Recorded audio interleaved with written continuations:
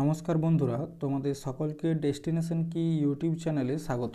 দেখো, রিসেন্টলি 16 এবং 17 নভেম্বর এই 2 দিন ধরে টোটাল 4টা শিফটে পিএসসির ক্লার্কশিপ পরীক্ষাটা হয়েছে এবং এখানে নানা ধরনের জটিলতা ফুড এসআইয়ের মতোই দেখা দিয়েছে। এখানেও বলা হচ্ছে প্রশ্নপত্র ভাইরাল হয়েছে, তাছাড়া অনেকে বলছে পরীক্ষা বাতিল হতে পারে এবং এইসবের পিছনে কাদের হাত, মানে কারা এসব করছে এই বিষয়েও আলোচনা করব। এবং যদি পরীক্ষাটা ক্যান্সেল না হয় সেক্ষেত্রে কাট অফ কত যেতে পারে, ঠিক আছে। তো দেখো, প্রথমেই বলি যে প্রশ্নপত্র ভাইরালের যে ঘটনা সেটা আমরা সমাজ মাধ্যমে সকলেই জানতে পেরেছি, এমনটা নয় যে কেউ জানি না। কিন্তু তার মধ্যে যেটা বেশি ভাইরাল হয়েছে সেটা হচ্ছে এই প্রশ্নপত্রটি, ঠিক আছে। তো দেখো, ফুড এসআই যখন আমরা দেখেছিলাম যে লিক হচ্ছে কোশ্চেন পেপার বা যে হারে কোশ্চেন পেপার ভাইরাল হয়েছে, মানে সবাই আগের থেকে পেয়ে গেছে, যে মাস লেভেলে হয়েছে, ঠিক আছে, সেই লেভেলে কিন্তু 2024-এর এই ক্লার্কশিপ পরীক্ষায় হয়নি। 2024-এর ক্লার্কশিপ পরীক্ষা ফুড এসআইয়ের থেকে অনেক স্বচ্ছভাবে হয়েছে, এটা আমরা বলতেই পারি।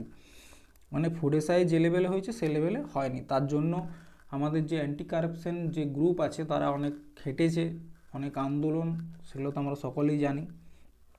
এরপর বলি, এই যে প্রশ্নপত্রটা দেখো, এটা ভাঁজ করা আছে, ঠিক আছে। তো এটা দেখে একটা জিনিস আমার যেটা ব্যক্তিগতভাবে মনে হচ্ছে, এটা পকেটে ভরে আনা হয়েছিল এবং এটা পরীক্ষার পর কোয়েশ্চেন পেপারটা বেরিয়েছে। কারণ আমরা যখন পরীক্ষা দিয়ে সঙ্গে সঙ্গে বেরাই তখন কিন্তু এই জিনিসটা ভাইরাল হয়নি, কিছুক্ষণ পর এটা বেরিয়েছে।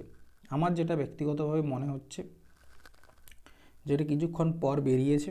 কারণ কি, অনেক জায়গায় আমি দেখলাম সেন্টারের যারা ইনভিজিলেটর আছেন তারা জানেন না পিএসসি কি গাইডলাইন দিয়েছে, কোয়েশ্চেন পেপার বাইরে নিয়ে যাওয়া যাবে কি না অনেক জায়গায়। তো অনেক জায়গায় হয়তো স্টুডেন্টরা বেরিয়ে গেছে, তারপর কোয়েশ্চেন আবার রিটার্ন নেওয়া হয়েছে, সেক্ষেত্রে অনেকটা সময় পাওয়া যায় ছবি তোলার জন্য। হয়তো কোনো স্টুডেন্ট তার টিচারকে এরমভাবে ছবি তোলার জন্য, ছবি তুলে কোয়েশ্চেনগুলো দেখানোর জন্য পাঠিয়েছে, তারপর সেটা ভাইরাল হয়েছে, এমনটাও হতে পারে। এরপর কি হয়েছে না হয়েছে সেটা তো পিএসসি এখনও ক্লিয়ার করে কিছু বলেনি।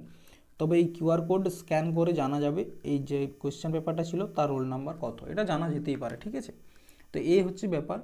কিছু কিছু ক্ষেত্রে 2 নম্বরই হয়েছে, দুর্নীতি হয়েছে, অবশ্যই হয়েছে, না হওয়ার মানে প্রশ্নই নেই। পিএসসির পরীক্ষাতে পশ্চিমবঙ্গের মতো জায়গায় যে হবে না এমনটা নয়, হয়েছে, কিছু কিছু জায়গায় খবর আছে, তবে ফুড এসআইয়ের মতো নয়। এরপর দেখো যে এক্সাম, তবে দেখো এক্সামের কোনো এখনও নোটিশ আসেনি বা এক্সাম হবে বলেও মনে হয় না। কারণ ফুড এসআইয়ের মতো যখন এত বড় কেসে এখনও কোনো ভার্ডিক্ট এলো না, কোনো এক্সামের খবর এলো না, তো এই মানে যে লেভেলে ক্লার্কশিপে হয়েছে সে আমার মনে হয় না এক্সাম হবে বলে। এবং এক্সাম হওয়াটা উচিত নয়, কারণ যতবারই পরীক্ষা হোক এরকম সিচুয়েশান থাকবেই। কারণ পশ্চিমবঙ্গের স্টুডেন্টদের মধ্যে যে ইউনিটি সেটা নেই। পিএসসি ঘেরাও করতে যাচ্ছে, এতজন স্টুডেন্টের মধ্যে 100 জন সেখানে উপস্থিত, কিভাবে হবে? ইউপিতে দেখো, একদিনে একটা শিফটে পরীক্ষা হচ্ছে পিএসসির, কিন্তু পশ্চিমবঙ্গে কি সেটা হচ্ছে? হচ্ছে না, কারণ স্টুডেন্টদের ইউনিটি নেই।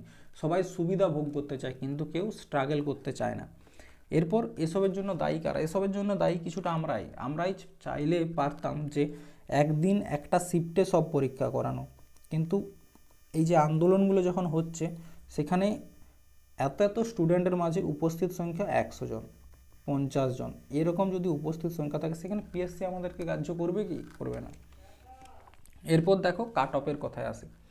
2019-এ যেটা লাস্ট পিএসসির পরীক্ষা হয়েছে সেখানে কোয়েশ্চেনের লেভেল যদি তোমরা দেখো অনেক লো লেভেলের ছিল এইবারের তুলনায়। এইবারে কোয়েশ্চেনের লেভেল অনেক স্ট্যান্ডার্ড করা হয়েছে, ঠিক আছে। বিশেষ করে জিকের দিক থেকে অনেক স্ট্যান্ডার্ড করা হয়েছে 4টা শিফটেই। আর 4 নাম্বার শিফটের কোশ্চেনের তো লেভেল আলাদাই ছিল, যেহেতু এখানে নর্মালাইজেশন হওয়ার কোনো কথা নেই, সেক্ষেত্রে এটাও এক ধরনের মানে কি বলবো, 4টা শিফটে পরীক্ষা হচ্ছে অথচ নর্মালাইজেশন নেই, স্টুডেন্টদের ক্ষতি আর কি। তো দেখো 2019-এ টোটাল ভ্যাকেন্সি ছিল 7227টা এবং কাট অফ জেনারেলদের গিয়েছিল 65, ঠিক আছে। ওবিসি এ 43, ওবিসি বি 56.33 এবং এসসির 48। সেই বছর কোশ্চেনের লেভেল অনেক ইজি ছিল। এরপর দেখো এই বছর কি হতে পারে।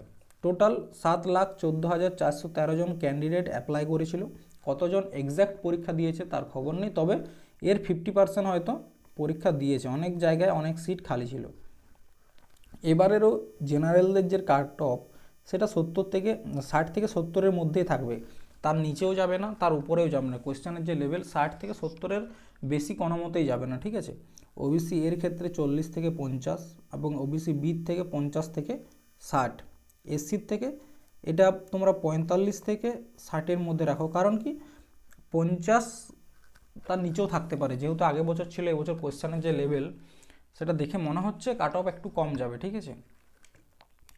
এরপর তাহলে আমাদের নেক্সট মুভ কি, যদি আমরা দেখি যে এটাও যদি ধরো কেস হয়ে গেল বা এটার কোনো এখন কবে কি হবে তার তো ঠিক নেই। তো দেখো রিসেন্ট আমাদের কাছে যে পরীক্ষাগুলো আছে, পশ্চিমবঙ্গের কেপি আছে, ডাব্লিউবিপি আছে, ঠিক আছে। যারা কেপি ডাব্লিউবিপির প্রিপারেশন নিচ্ছ তাদের আছে, তাছাড়া এনটিপিসি আছে, জিডি পরীক্ষা আছে, ঠিক আছে। তো এনটিপিসি একটা খুব ভালো পরীক্ষা, সেন্ট্রালের পরীক্ষা, ঠিক আছে। এটার জন্য তোমরা প্রিপারেশান নিতে পারো, অবশ্যই ভালো পরীক্ষা, তোমরা হয়তো অনেকেই ফর্ম ফিল আপ করেছো। এবং কেপি ডাব্লিউপির জন্য যারা পশ্চিমবঙ্গ পুলিশের প্রিপারেশান নিচ্ছ তাদেরকে একটা জিনিস বলে রাখি, কেপি পরীক্ষাটা হবে তোমার 29শে ডিসেম্বর, এক্সপেক্টেড ডেট এটা, কিন্তু ধরে রাখো এই ডেটেই হবে, এখন আর 1 মাস সময় আছে।